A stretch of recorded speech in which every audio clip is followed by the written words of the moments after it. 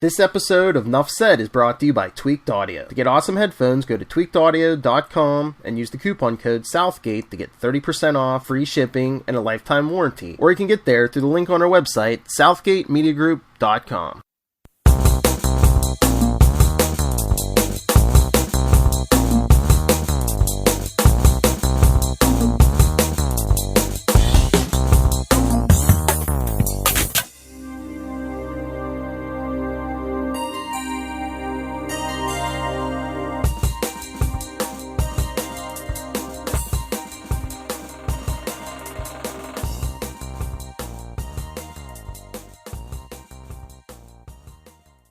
World of capes and lunatics, gods and monsters.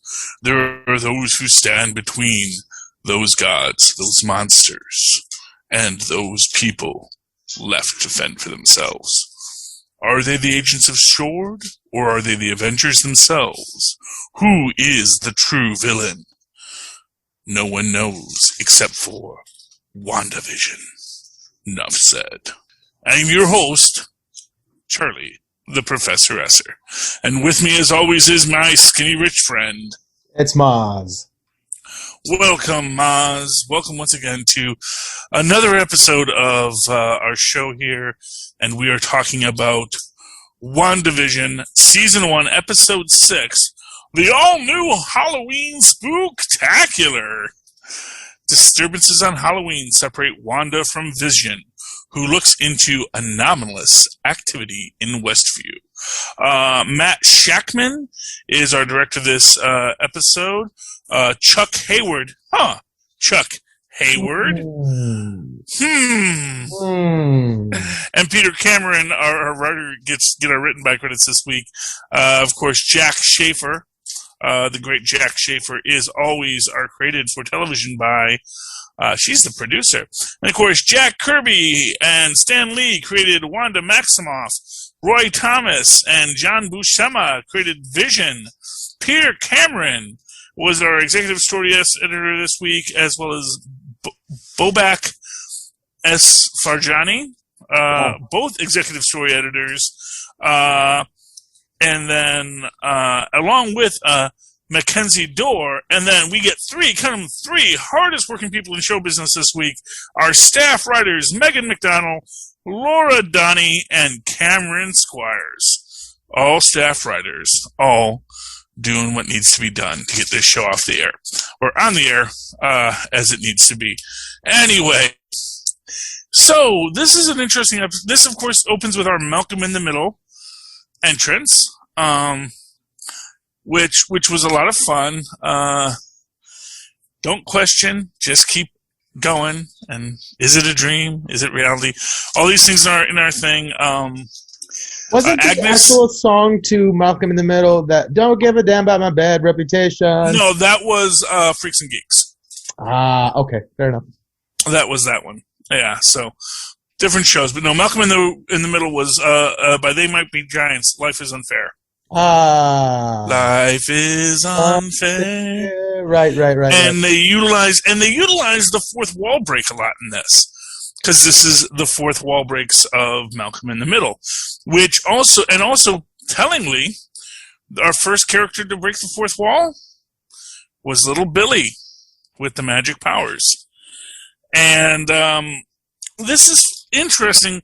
We also get this idea in this that, if you remember in the last episode, Vision makes the statement, we always used to be of one mind, but we aren't anymore. And I think that is maybe a reference to the fact that she and the Mind Stone were linked, but now that he's been recreated, maybe he doesn't share that link with her anymore. That they used to be of one mind, but now that he's evolving and becoming his own person again, to some extent, because we do see that there's something missing, he is now gaining that independence, gaining that autonomy, which, again, is why I say, again, I do think that the Vision is real, and this whole process is about healing both the Vision and the people of Westview. You know, it's interesting. It's almost like he's getting less of himself by finding out more. Right? So the more he finds out about the life that he doesn't know, the less he really knows who he is. Mm-hmm. You know? Well, yeah. Kind of an interesting... What it is he's a computer program, as he always was. And the thing about a computer program is he's an operating system. So when you have an operating system, it can hold data, but the OS remains even if you wipe all the data. If you lose all your files, you still have Microsoft Word on your computer. You know, and it's still going to behave just like Microsoft Word, even though you lost your files. You mean Windows? Yeah. The operating system. They're all called OSs, which is operating systems. So Mac there's the Mac OS, and then there's the Windows OS. Right. But they're all technically called OSs. But yes, everyone thinks about OS as the Mac OS because they didn't come up with a fancy name. Because, you know, they had the first graphic interface, and then, you know, Bill Gates said, that's a great idea. I think I'm going to do that too. Right, no, I just meant as in not Word, but Windows. Yes. Oh, yeah. Well, no. But, like, if you have Microsoft Word on your computer, right, it's still going to run the same way it always did. I see. Even if you lose everything you've written into it, is my point.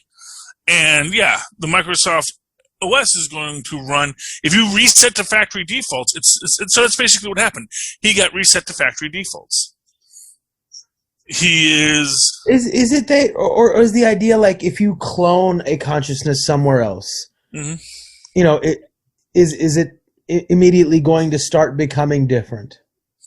Well, I mean, yeah, that is the Thomas Ricker theory. So like a clone can only be a clone for a hypothetical instant, right? Well, I mean, that's true of anything, you know? Right? I mean, yeah. That's what I always say, you know, like the problem with going back in time is you only go back in time for like maybe a couple of days, and then immediately all of the knowledge you have is going to start to decay because everything is going to start changing because your presence in the past. Right.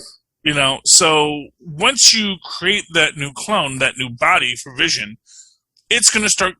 Its OS is going to remain the same, which is something that was kind of hinted at in Infinity War, when Banner says, "Look, there's a lot of pieces that make up Vision. It's not just the Mind Stone.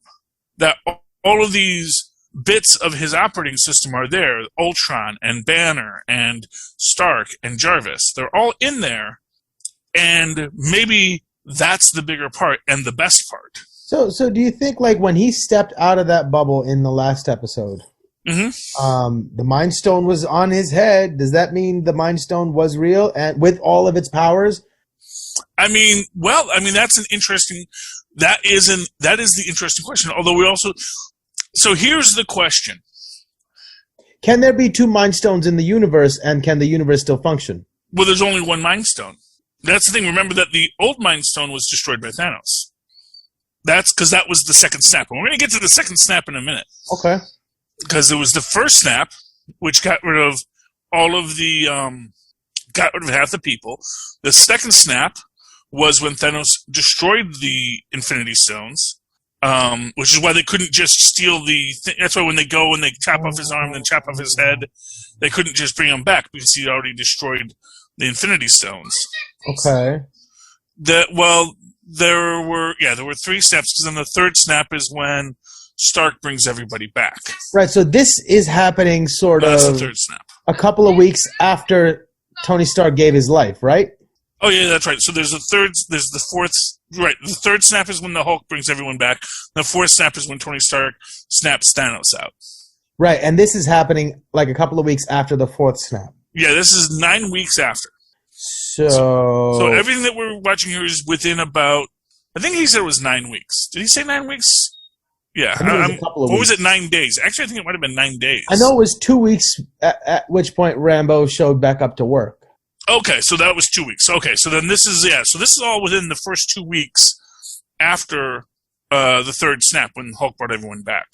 That's right, it was 9 days earlier, because 14 days minus 9 is 5 days. So there was 5 days between when Wanda stole the Vision back from Sword No, so what I'm saying is now does the Mind Stone exist in our reality at this point? Because doesn't reality fall apart if the stones don't exist? Or do they coalesce again? That's the idea, is that they will always coalesce again. That the stones, that you can't destroy the stones because the stones are part of the fabric of the universe. It's just an expression of these elemental forces or whatever. Yeah, they're still there. That basically what he did was he made it so that they couldn't be recoalesced easily. Okay, so when Tony Stark did the snap, did he destroy all the stones? No. Or didn't they go on? They went on a mission to replace the stones back in the timelines, right? Yeah, they put all the stones back where they got them. So at this point, one Mind Stone already exists in the real world, and did she just create a second one? No, because the Mind Stone that existed in this world, because essentially they went back to the previous worlds or the previous points in time to put the stones back where they found them. Shoved that ether right back up into Lady Thor. Interesting. Jane Foster. Yeah. Well, that's what they had to do. They had to put it back where they found it. Fair enough. They had to sneak in, re-inject her at the moment that Rocket takes it out. So, which means that also Captain America then had to do that whole stealth thing where he has to not be seen as he's sneaking around in Asgard, where there's a being that is said to see everything in all 9 realms, to put that back in to. But one imagines that he could use pin particles to shrink down as well during that, so he could probably had his own pin particle stash, so he could go Ant-Man size to do all those things. So there's a lot of stealth bonuses he could have utilized in that particular dungeon run. But that sounds like a great movie right there. Indeed. But why doesn't the Mind Stone exist in the world right now? Oh my Interesting, because the one thing, if he goes back to the 1940s. Or even the 1950s, none of the stones were going back there. So that's a separate side trip he decided to make. Right, but didn't somebody put the Mind Stone back where it belongs? Yes, that would have been what's his name? Cap. So he went back and put the Mind Stone back in the scepter, which he then gave to Hydra. Right. So then Hydra has, or there is a Mind Stone out there in the world. So she creates a second one. Well, no. Okay, and this is where you get the branching timelines idea. So, and here's an interesting aspect of this. When what's her name? Captain Marvel? When the Ancient One actually describes the whole situation, her basic statement is, if the Time Stone is taken out of our reality, then we lose this tool. Now, none of the other things were technically tools.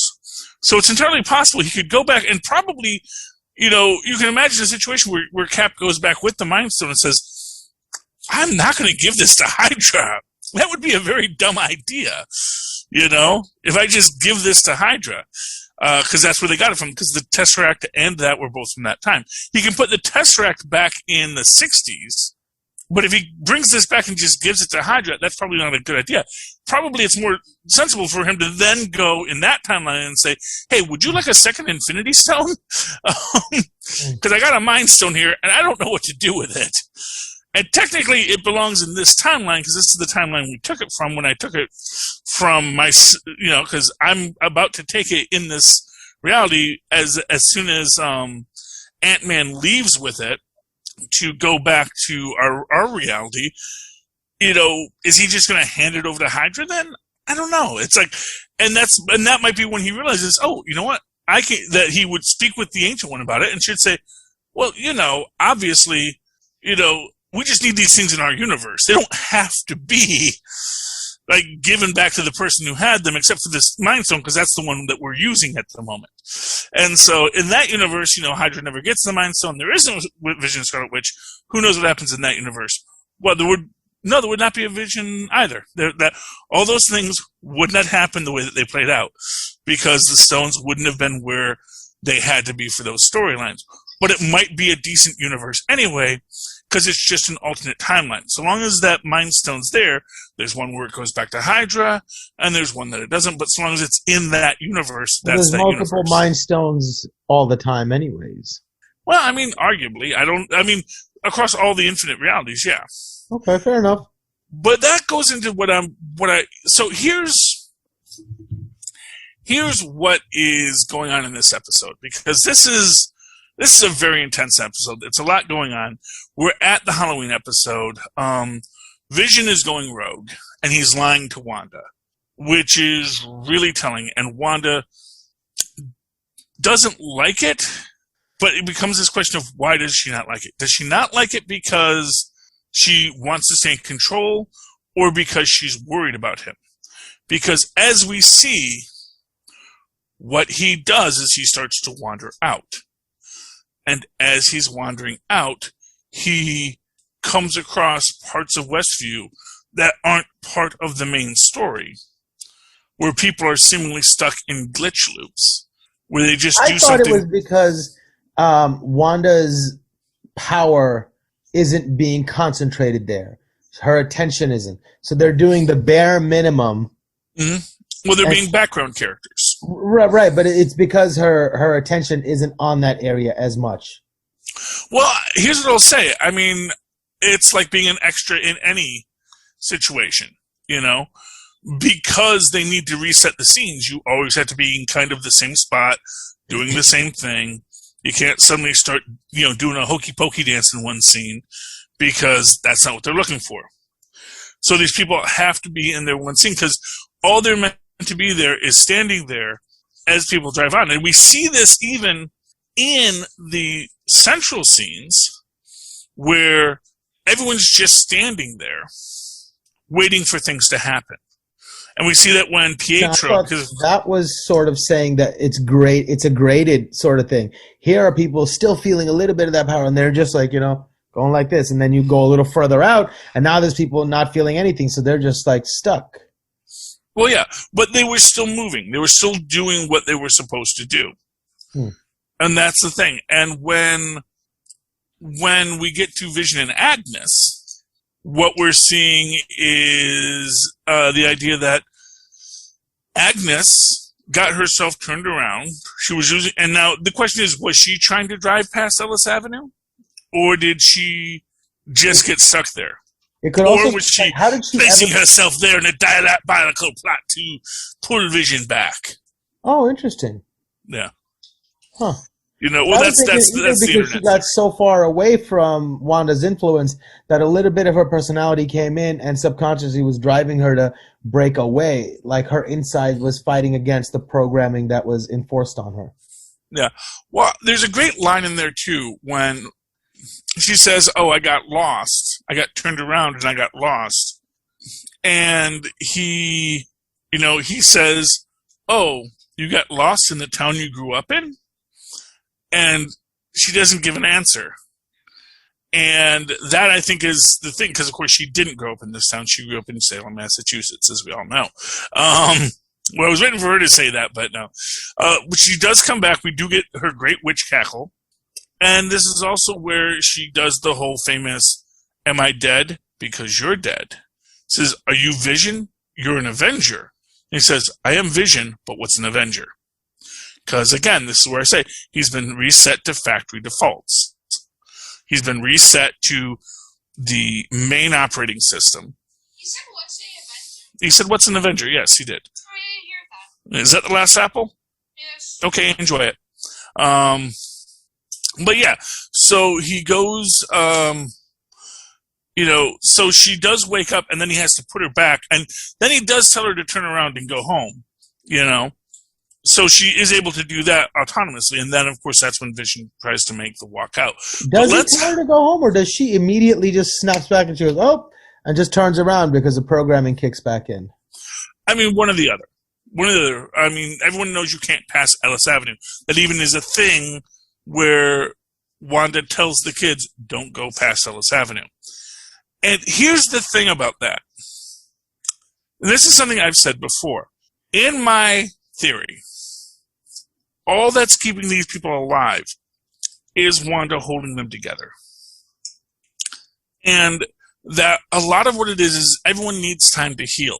Everyone needs time for their reality to repattern itself, to become something that can be solid in reality again. Because, this goes into my deeper fan theory that essentially, okay, so, well, I don't get too deep, but let's get back to the story for a minute, because let's talk about Pietro. Because there's a lot of back and forth with Pietro and Wanda in this episode. Specifically the fact that Pietro is causing problems with Vision. Clearly doesn't like Vision being there. But of course, it's his little sister. It's an interesting aspect in this where people say that Wanda doesn't exist in the X-Men universe, but she actually does. She exists in the first movie with Pietro, which I believe was Futures Past. But we see that they're not twins, that Wanda's much younger. And actually, but they actually do show that he has a little red-haired sister with a magical wand. So I always would have said there is no Wanda in that universe. Like, well, no, we saw someone who's clearly supposed to be Wanda in that universe. So don't say there's not.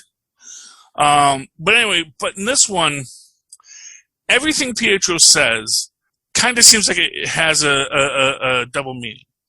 Where he says, I'm here to cause trouble with the brother-in-law, meaning he's there to get Vision into trouble, if you will. And really that is what he does, because literally Vision gets himself into a lot of trouble in all of this. And to cause his sister grief. And it's one of these things where I think a lot of people don't think about that meaning of that term.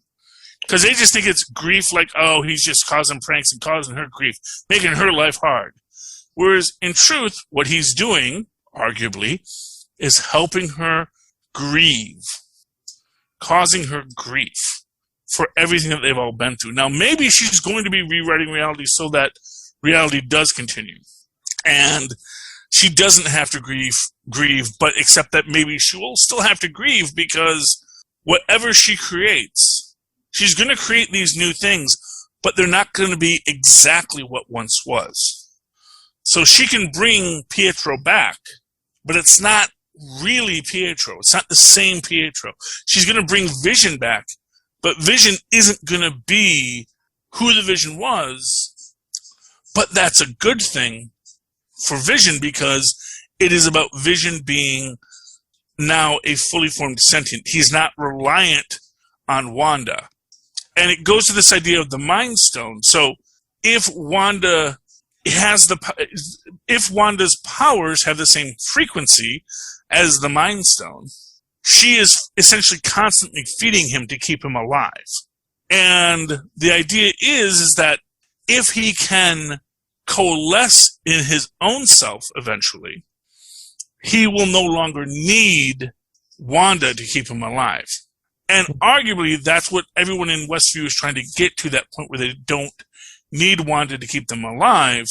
But, of course, everyone's terrified because in order for Wanda to hold their brain and their bodies and everything in a pattern, she's got to really overextend herself. And that's the problem.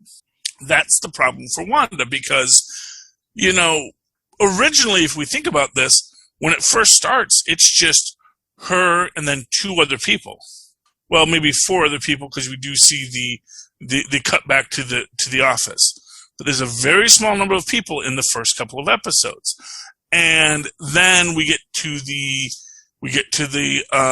luncheon episode. Now there's more people, and as it goes on, more and more people come online. More and more people are able to live. And everyone is healing at a different rate. And arguably, maybe the people on the farthest ends are the ones that need to be kept in that medically sustained coma. Because if they're not kept in that coma, this is what I say. If you wake up in a hospital, you are terrified. I have woken up in a hospital, and you're immediately trying to figure out what's going on. And you do pull out your IVs. You try to get away because you don't know what's going on. It is the most traumatic thing that you can imagine is waking up in a hospital. I've woken up in a hospital a couple of times. Once when I had a seizure and once when I broke both my arms. Yeah. Fun facts about Charlie. I find it interesting that he says he's there to cause trouble for Vision, but Vision wouldn't have been able to go on his little excursion had Pietro not been there to occupy Wanda and to take the kids out for a Halloweening. Mm-hmm. Yeah, I mean, depending on how your take on it, although arguably that did cause trouble for Vision, because he was able to get away. Well, that actually caused its own trouble for Vision because he got to discover more. And that goes into this idea that maybe people in Westview aren't as controlled by Wanda as they think. And Pietro even says this when he says, you did a lot of good here. Everyone's, couples are still together. Everyone's personality is still very close to who they always were. It's not you didn't make everyone into your puppets. You sort of just overlaid a reality onto what was already there. You essentially put a bandage on it. And that's my take on it, it's Wanda's bandage. Yes, so Tristan. Pietro is just someone called from her mind and not really somebody else like Mephisto or whoever? No, you see, and this is my thing. So here's the thing. Because Tristan also just asked me, where do I think the children came from? And here's the answer on all these questions. One thing that people make the constant mistake of doing in this stuff is try to figure out what happened in the comic books that's going to happen in the movies and TV shows. Mm-hmm. But if you've actually been watching all of the movies and all the TV shows, one thing you're probably going to notice is that aside from some really big brushstrokes, very little of what happens in the comics ever happens in the movies. So, you get, really, when you really want to break it down, almost nothing that happens in the comics has ever happened in the movies. There are about three things that I will tell you are in the comics and in the movies. One is Tony Stark has a heart condition when he gets caught in a bomb explosion. That leads to Iron Man.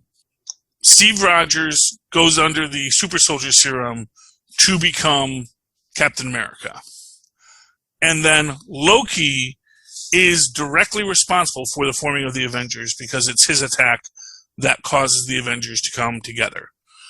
Every other detail is at best using titles, words, and concepts. So, for example, the Civil War Superhero Registration Act that caused that fight between Cap and Tony. First off, it's a much different kind of situation. It's an actual U.S. law, not an international accord, and it also doesn't involve Zemo in any conceivable way. So right there, it's like very different in all the little aspects, including, hey, who's the main villain? So in that sense, when you look at the history of Marvel Comics and you want to find what's going to be in here, what I'll say is don't look too close. Read the comics and know the comics, but don't look too close for it to match up. So when you look at a character, and this is one of the biggest things I always say, Wanda's mental illness, I don't think is going to be the cause of the problems.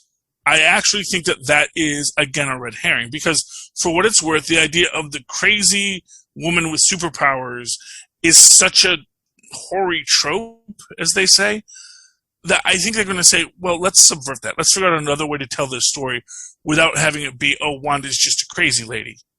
Those crazy redheads, I think they're going, and this is why I think that what happened is because she's trying to save people, not destroy things. That I think it's literally that, Hayward betrayed everyone and tried to kill her, that's what caused the devastation of the town. And these are the things that I'm sort of getting into my head on this. And that gets into what I think is actually the biggest thing that people miss about Marvel movies and TV shows, which is they like to play with people's origins a lot. And this goes back, of course, to the original Incredible Hulk, where he's not in a gamma blast. He's experimenting on himself and gives himself Hulk powers. And that comes up again when you watch the Cloak and Dagger series, because one thing that me and everyone that I talk to about it always say is, Cloak and Dagger had Monica Rambeau's origin. So Monica Rambeau's origin was that she's on an oil rig and they're mining eldritch energies and it explodes and turns her into a superhero. Now here's what's interesting about this next one is Monica Rambeau is about to drive through a cosmic radiation field in a vessel designed by her friend that she hopes will have adequate shielding, which is the origin of the Fantastic Four. Who else is in the car with her at this point? We don't know. We don't know who's going to be in the car with her. Right now, as far as we know, it's just her driving through. No, but didn't she have Randall Park with her? Agent, I don't know. I don't recall that. I thought they all left together and they were like running away in that van. No. But because we've seen the vehicle smashing into Westview. Oh. So that's what I'm talking about. So when that vehicle smashes into Westview, it's going to be Monica Rambeau driving a vehicle that she hopes is shielded against cosmic radiation that maybe is not as shielded as she had hoped. And that is the origin of the Fantastic Four. Which then opens up the question, well, then what's the Fantastic Four's origin? Which goes to my theory that when the snap occurred, half the astronauts, Sue and Johnny, disappeared, and half lost their nerves. Ben and Reed, at least on some level, they decided that, things had to change. And my real thing with Reed is I think Reed realized, okay, so there's these radiation signatures. That was the snap. Then there's this other radiation signature. That's the other snap. Also, we've been studying the Tesseract and the Mind Stone for so many years and getting all that data together because he wants to create a way to essentially undo the snap by simply recreating the energies, essentially creating a snap bomb, an infinity bomb, if you will. And my actual theory is that you're going to find out that, that's what Hayward used against Wanda, that maybe they ran in to try and save some people or save someone when they realized what they were going to do, that the bomb was going to go off, and they got caught in that hex, and that's what gives them their powers. That's my theory, and of course that would go to the idea of having their entire cellular structures rewritten, reformed, and then also maybe even the idea that their own personalities influence them.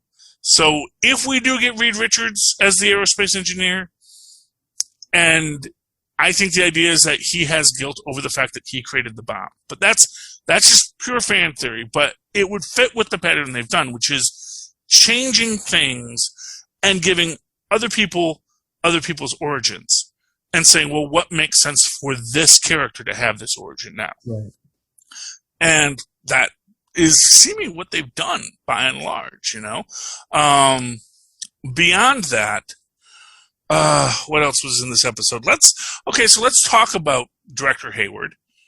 And, because essentially this episode, when we get back to the real world, it opens up just after Wanda throws the Stark drone down and goes back into the bubble, the hex, and also then reinforces the hex powers around it to keep people away.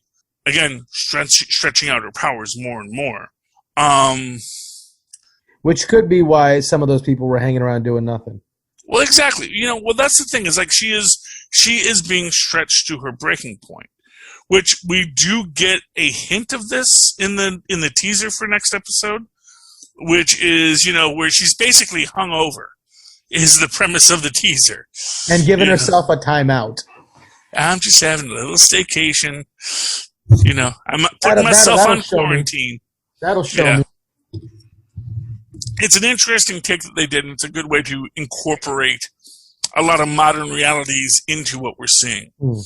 But, But yeah, so I do think that essentially what we're observing is that Wanda is trying to fix things that someone else broke. And I think that's the idea with Lagos too. Is like when you need to clean up a mess that you didn't mean to make. Because not for nothing, it's not like Wanda wanted Crossbones to blow himself up in the street. Right. You know, she was trying to telekinesis him out, but, you know, he was too close to the building. And that's essentially what happened. Crossbones essentially caused this problem. And I wouldn't be surprised if, you know, Lagos was an inside job, man. That Zemo was working with Crossbones from the start, you know, and he actually wanted this to happen in this way to cause this massive damage. So maybe we're even going to get that. That seems like a Crossbones thing to do. Yes. Well, it would be Zemo in this case. But yeah, so there you go. There's your drop, Phil. Lagos was an inside job. Mm-hmm. You know, because really, that bomb shouldn't have taken out that much property. There had to be other stuff in there. You know, suicide bombs don't blow up buildings. That's all I'm saying. But it's probably like a special Marvel Comics suicide bomb that could.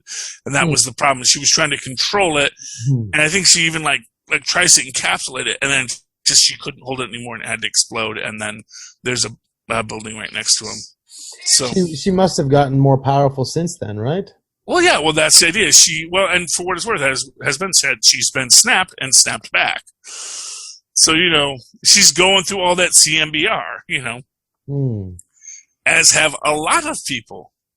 In fact, arguably, at least half the people in Westview probably have already been snapped once and snapped back and now engaged in whatever Wanda's created. So the CMBR is rewriting everybody.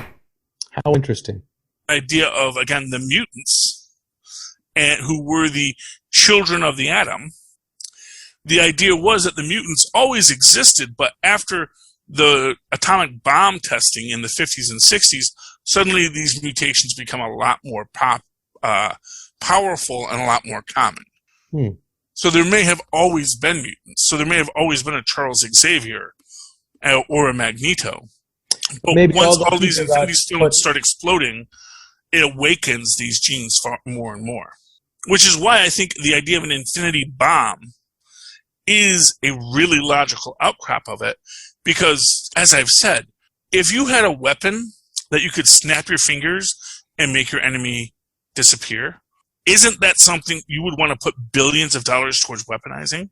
This is something we can do. We can snap our fingers and all the bad guys go away. But build that for me, Reed Richards. Build that for me. But we've also seen that we aren't very good at keeping our fancy technology in our own grubby paws. No, of course not. The bad guys always get their hands on it. So like at some point, something's got to be so powerful that you got to say, okay, yeah, even though we would love to be able to use it, we're really butterfingery and it always falls into the wrong hands. Let's just put it out of everyone's reach. That would be the smart thing to do. Well, no, because the problem is that's not how science works. Because that's the thing. That's the thing. Reed Richards knows you can make an infinity bomb. He's a super genius. So's Hank Pym. There's like 10 people that you can list in the Marvel Universe who could build an infinity bomb tomorrow, including a Doctor Doom. Without the Infinity Stones? Well, arguably, if in my theory, Reed built something because he's just trying to mimic what those radiation signatures are, trying to create something either to pull Infinity Stones into existence or just to bring them into a temporary state of existence for a weapon. You know, that's the idea. That's the thing. It's like Reed had 5 years to work on this. You know? Nobody, and I can't believe he was the only person working on something like that.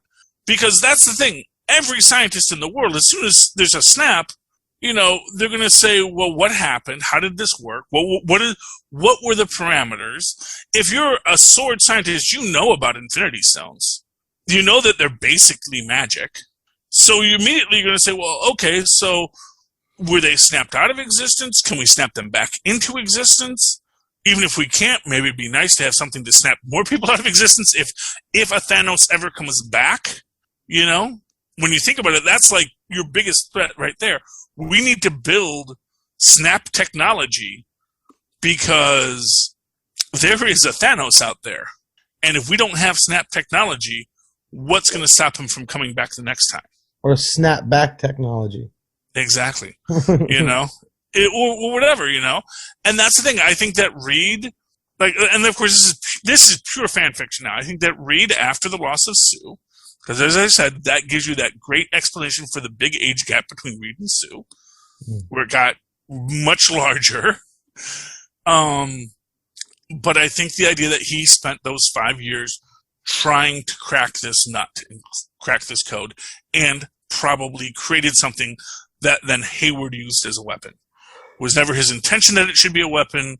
Maybe, as I say, it's the penultimate nullifier. It was meant to be a weapon of last resort, like Bruce Banner building the gamma bomb. It really was never intended to be a weapon that we drop on people. It was meant to be a weapon so devastating that now we say, okay, no more weapons. Because that always works.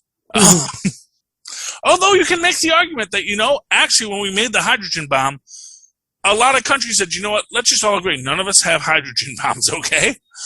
Those are a little too much. Those are making Godzillas and things. We don't need those. Right. So, anyway, where were we? Any thoughts that you have? Is there anything you want to hit? Also, I'm super interested in seeing what happens to Kat Dennings' character when she gets ported over into the world. Does she have agency, or is she going to be under the spell of Wanda and everybody else as the thing expands that gets enveloped by this thing? Are they going to have agency, or are they going to be controlled by Wanda to some degree or to a lot degree, to a high degree? Well, there's an interesting question in that, because one thing that we say is, everything you have on you transmogrifies with you. And so Kat was wearing handcuffs and was handcuffed to an SUV. So those handcuffs and that SUV arguably are coming over with her. Now we see everyone turned into clowns and the circus comes into town and all that kind of stuff. Yeah, were you able to tell what era they were in? Because was time progressing at the rate that we've seen before? Would they now be in the 2000s?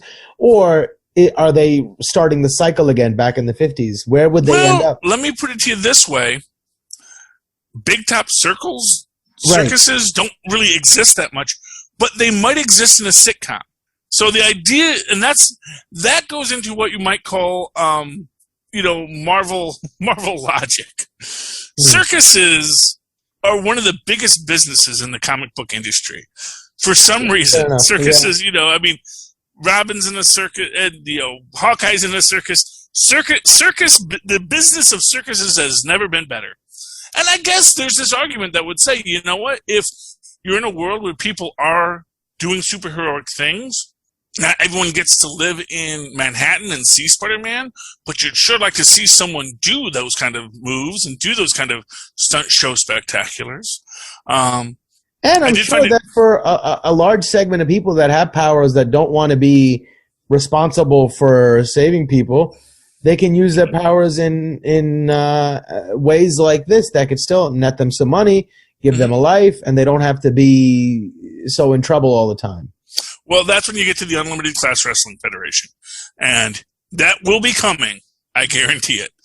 In fact, I do think that was sort of something hinted at in, what was it? Was it, which episode? No, because it was, Hellcat was going to the mixed martial arts fight rings, I believe. Was that in Jessica Jones? Yes, it was. Yeah, the underground fight clubs. And I think that's where you're going to see a lot of these powered people starting to ply their trade.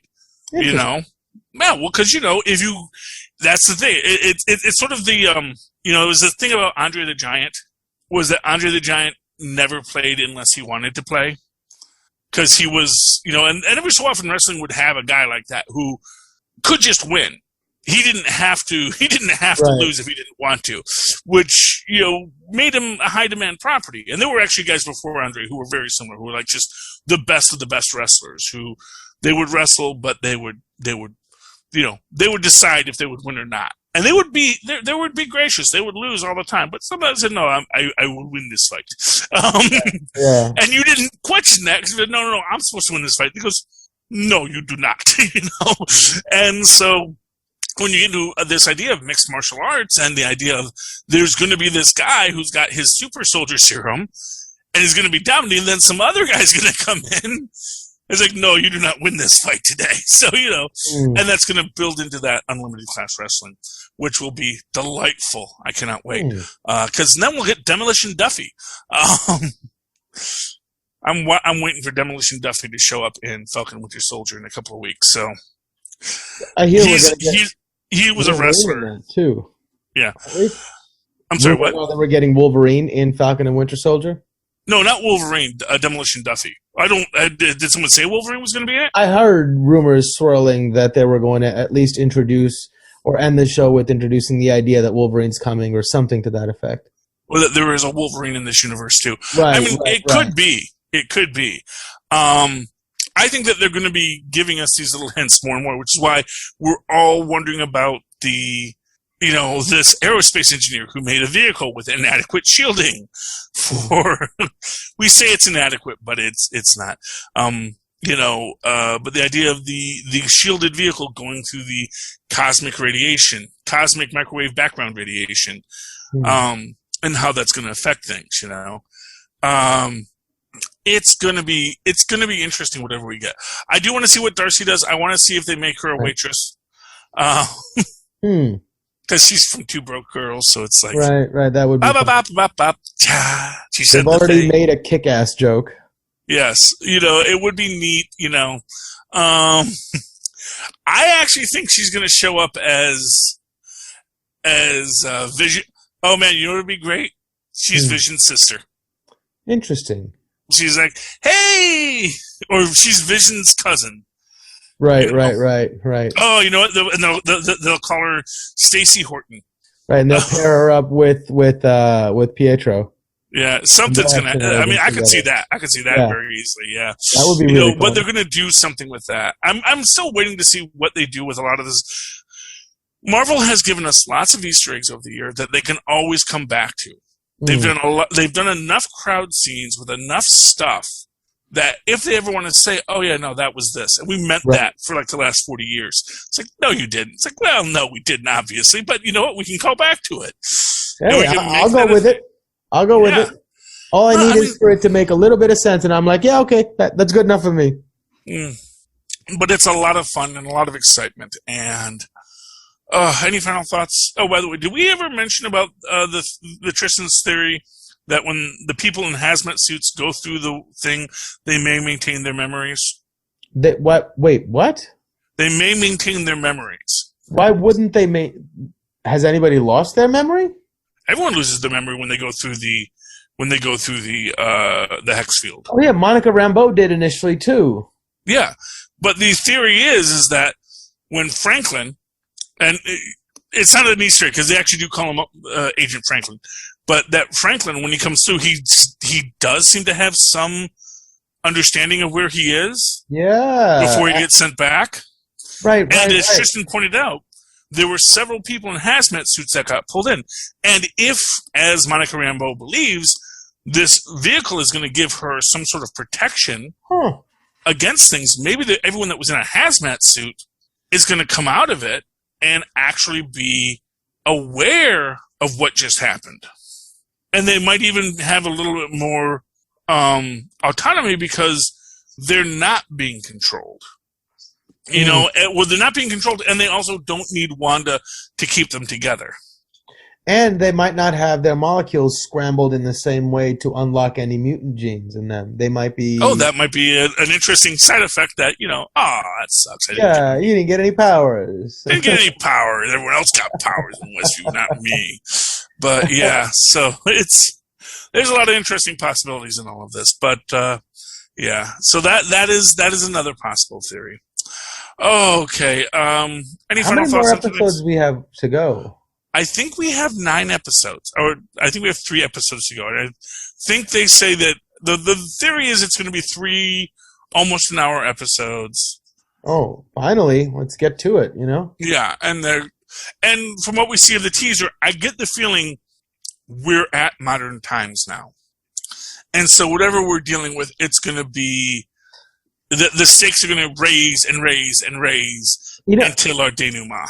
It would be really funny if we are in the modern times that the next iteration of this quote-unquote show is going to be like a YouTube vlog or something.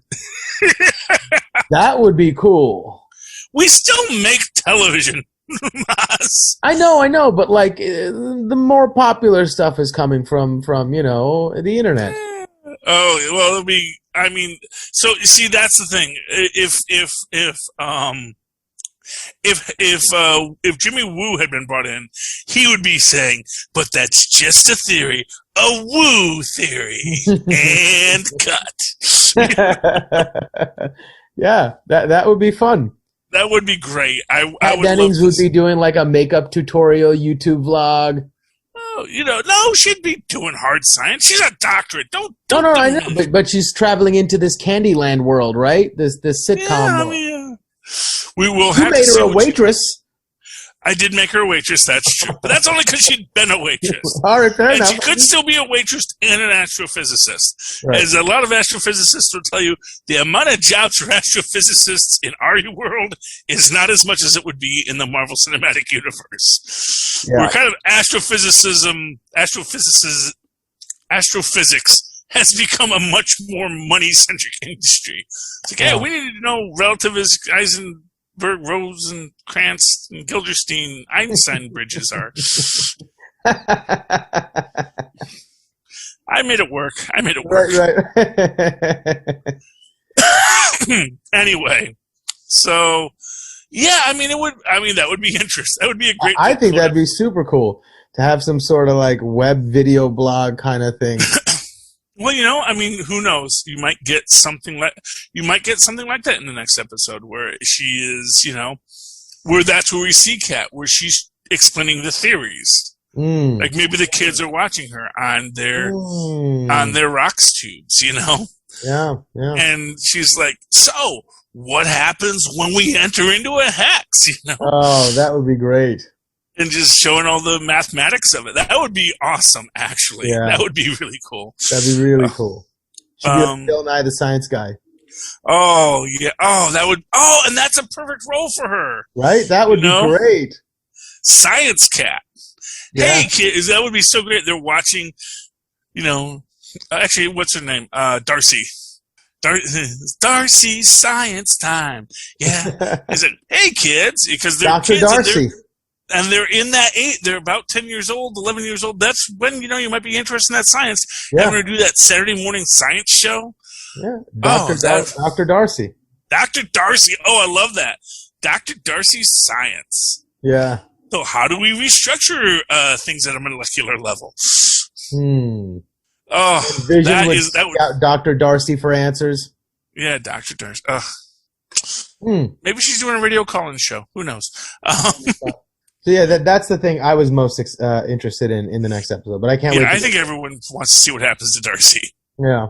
I wonder if they're going to hold off Darcy's situation until the next one, just to make us wait for it. I hope not. Yeah, well, they always, and to be fair, they introduced Geraldine before we got to Geraldine's origin. That took like 3 episodes to get to. So, no. But yeah. We will see what happens, my friend. We will see what happens. What's that? I said, we will see what happens, my friend. We'll see what. Are you having trouble? No, Mozz, you always have trouble hearing me, and I think that's because you're not using headphones. You see, I always use headphones, but you don't use headphones. And let me tell you something, my friend. If you want high-quality headphones at a fraction of retail costs, you should go to tweakedaudio.com. That's tweakedaudio.com. See, that's not a headphone, Mozz. See, you could go to tweakedaudio.com, use the coupon code Southgate at checkout, and get high-quality headphones so you can hear what I'm saying, even as I hear what you're saying. And that's a great idea. And then, you can also use that same coupon code Southgate at checkout when you're over at huntingkiller.com, and you get a great little escape room delivered to your house every on a period of time. And wouldn't that be awesome? Just get these clues sent to you about a case of Michelle Gray trying to solve a cold case. And just like you do every week with WandaVision, you can try to put all the clues together to find out what's really going on, because it's not what we thought. And, if any of our listeners find any of that interesting, or even if they don't, they can always go down to our links page or on Linktree down at the bottom. Go down there, click on our link to Amazon.com, buy whatever the heck they want. I don't care. They can buy whatever they want. It helps out the show, costs them nothing.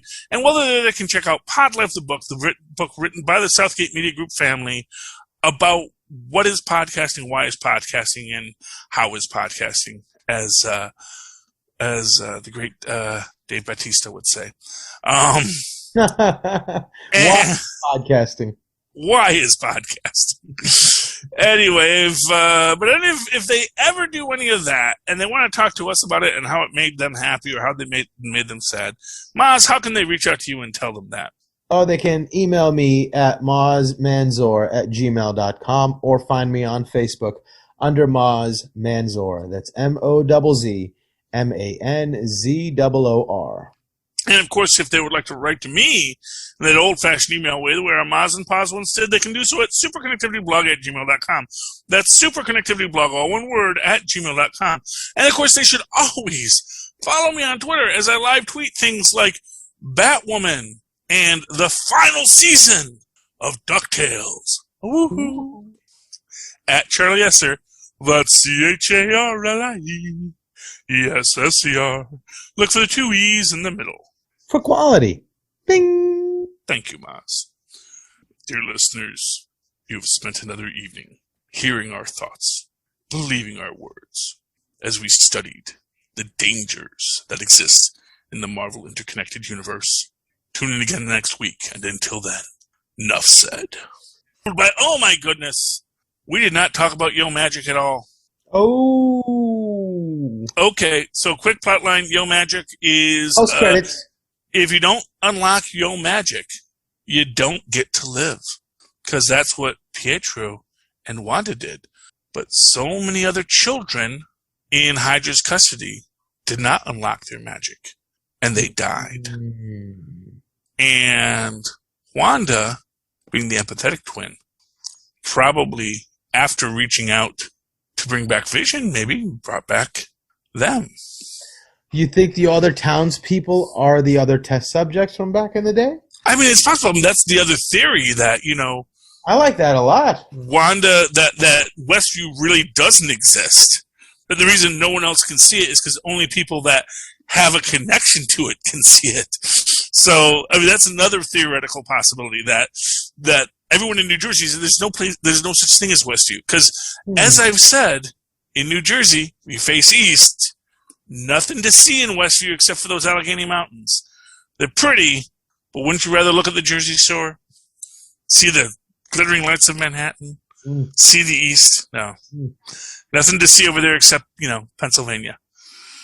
And despite Yakko's hot dogs, it's a long way to go. Okay, so that's our after credit scene, kids. Dig it.